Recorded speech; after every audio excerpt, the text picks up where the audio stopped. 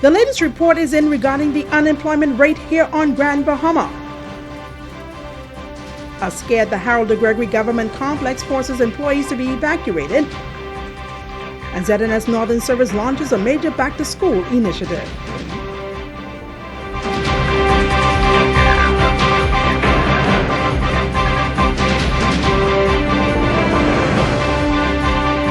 This is the Bahamas Tonight, the Northern Edition. Good evening, all. I'm Megan Shepard. It's so great to have you with us. Unemployment in the Bahamas is said to be declining, and islands in the northern Bahamas are among those experiencing the decrease in unemployment figures. Sabrina Brown takes a closer look in this report. A release issued by the Department of Statistics states that since November of 2016, the unemployment rate in the country decreased from 11.6% to 9.9%. A survey conducted by the Department of Statistics in April shows that Grand Bahama's unemployment rate now stands at 12.4% and 7.8% in Abaco. The report states that most of the new jobs were provided by the private sector.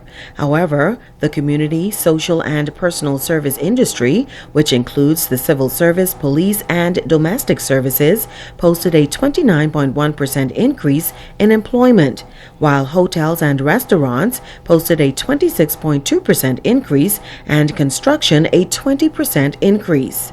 The survey shows that unemployment among young people between the ages of 15 and 24 years continues to be considerably higher than any other age group, which according to the report is common in most countries. However, there was a slight decline in November 2016 from 25.1% to 24.1%. Discouraged workers in the country also declined by 8.8% over the 6-month period. Grand Bahama and Abaco were among the islands experiencing that decline. Discouraged workers in Grand Bahama dropped to 8.1% and 14.6% in Abaco. Sabrina Brown, ZNS Network News. The countdown is on to the start of the 2017-2018 school year, and thousands of students are preparing to head back to school come September. Like every year, the state of government institutions becomes a concern, and this year a local member of parliament is doing his part to ensure that the schools located in his area are ready on day one. Shashina Roll reports. With the opening of the new school term just 2 weeks away, contractors are hard at work to ensure that they complete the scope of works before schedule and on budget. The Member of Parliament for Pine Ridge, Reverend Frederick McAlpine, with some 5 schools within his constituency, conducted an assessment and got a first-hand look at the repairs being carried out. I will declare that the schools will be ready and manicured. Today, as I'm taking a view of these schools, they're not fully manicured. But I'm going to just take it into account that my government is so responsible enough to know that it will be properly manicured on the day that school opens. These grass will be cut. I'm happy for the work that has been done. I'm happy that we're taking the initiative, but as the Member of Parliament, I'm taking the initiative and viewing for myself. Nobody's going to call me and tell me this isn't done. I'm seeing for myself what is being done. And I think that's what every Member of Parliament should be. Contractor Franco Miller of Seaport Construction was awarded the contract for Hugh Campbell Primary School, Jack Hayward High School, as well as the Beacon School. He says parents can be assured that repairs at these schools are 95% completed and outlined some of the repairs. Hugh Campbell was a little bit more difficult based on we had roofing repairs, tiling, cabinetry work, doors, locks, a lot of painting, and we did a lot of extra stuff because we saw that the school needed it, so we did a lot of extra stuff. Miller, who represents a younger generation of Bahamian contractors, commended the government for affording his company the opportunity to be a part of this major school restoration project. His goal, he says, is to ensure that these schools are in top shape come September. It feels good, that they give you a chance to prove that you can do the work as a local, you know what I mean? So it feels really good to get the opportunity to prove that they could hire young people like myself to take on these tasks and get them done in an appropriate manner. Our focus ought to be to help Grand Bahamians and persons who grew up and know this community. I'm very happy that the fact that we have been able to strike a balance. As you can see, we've had contractors very young, and then we've had some contractors that are settled. And so that's the balance, and I think that's what we need in governance. You know, oftentimes you have this thing, well, we need to get rid of all the old folks and just bring in all the young people. No, we need a balance. We need youth, but we also need experience. And that strikes at the balance. And I say that for the area of construction, but I also say that in the area of governmental bureaucracy. Shashina Roll, ZNS Network News. The Member of Parliament for West Grand Bahama and Bimini, Pakisha Edgecombe, getting assistance from various stakeholders within the community, including service organizations. Local government plays a major role in the maintenance of the community. Chief Counsellor for West Grand Bahama, Kevin Morris, says the council is working to ensure improvements are made throughout the district. I got some feedback from the Ministry of Works, who have pledged their support.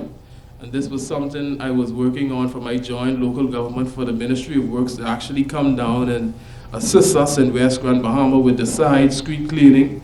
And I got the support from, and thanks to Ms. Tony Bannister, the officer in charge of Ministry of Works in Freeport, she is sending a crew to assist us with the cleanup of all our schools in the districts so that our kids could go to school. When school reopened, all of our schools would be ready with nice landscaping for the new term. Alpha Kappa Alpha Sorority Incorporated has joined forces with the local MP to help bring about a social and economic revolution in that district. President of the Pi Epsilon Omega chapter, Kim Miller, says the organization is planning to introduce a youth program in West Grand Bahama in the coming weeks. We have negotiated and agreed that starting September, that we'll be starting a youth-based program. And the program is called Ascend. And Ascend focuses on achievement, self-awareness, communication, engagement, networking, and developmental skills. So, which kids are targeted for a program like Ascend? We are targeting our 9th through 12th graders, boys and girls, and a GPA of a 2.5.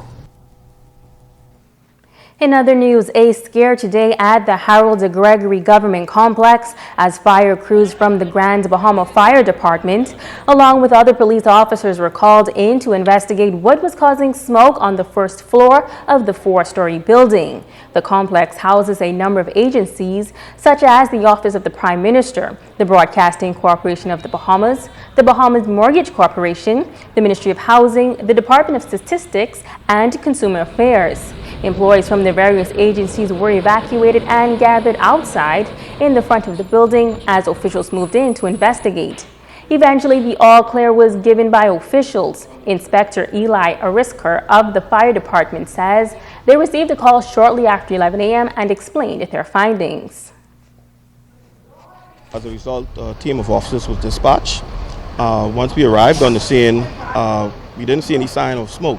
But once we got in the building, we got a faint scent of a smoke odor. Upon our investigations, which would have led us into the air conditioning unit area, where we would have found that there was a rubber on the air conditioning unit that had malfunctioned, and as a result, we had the AC turned off and was being checked by the technician. As a result, the building was evacuated as a precautionary measure until we had given the all clear. Today, as the world through various mediums witnessed a phenomenon as day turned into night across the United States, millions across the world anticipated the solar eclipse. Despite not having a total eclipse here on Grand Bahama, the excitement levels were also high among residents. While the Bahamas was not in the path of totality for the solar eclipse, residents were still excited to be a part of this rare act of nature. It was the first eclipse to cover the entire United States for some 99 years.